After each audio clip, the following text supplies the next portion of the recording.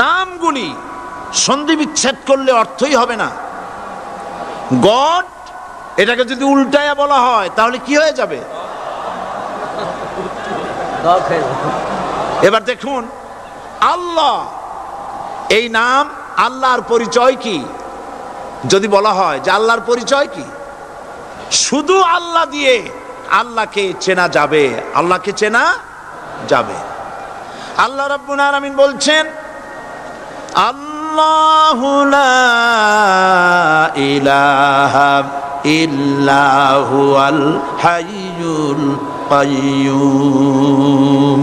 আল্লাহ হচ্ছেন তিনি যিনি ছাড়া কোনো ইলাহ নাই, মাবুদ নাই, উপাস্য নাই। সুবহানাল্লাহ। এখন আল্লাহর যদি প্রথম একটা অক্ষর আলিফ ছেড়ে দেওয়া হয় তাহলে থাকবে কি? লিল্লাহ।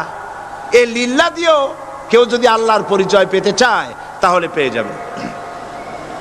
আল্লাহ রাব্বুল আলামিন কোরআনে কারীমের ভিতরে শুধু লিল্লাহ দিয়েও আল্লাহকে চেনার ব্যবস্থা করেছেন। লিল্লাহি মা ফিস সামাওয়াতি ওয়া মা ফিল আরদ। আকাশ এবং জমিনের সার্বভৌমত্বের একচ্ছত্র মালিকানা কার? আল্লাহ পাকের। এখন লিল্লাহ থেকে একটা লাম ছেড়ে দেন, কি থাকবে? লাহু। এই লাহু দিয়েও আল্লাহর পরিচয় পাওয়া যাবে, যাবে না? কোরআন বলছে, লাহু মাকালিদুস সামাওয়াতি ওয়াল আরদি ইউবসিতুর রিজকা লিমান ইয়াশা। আকাশ এবং জমিনের রিজকের চাবিকাঠি আল্লাহ পাকের কাছে, যারে খুশি তিনি পর্যাপ্ত রিজেক তিনি দান করেন। সুবহানাল্লাহ। এবার লাহুর লাম ছেড়ে দেন, থাকবে কি?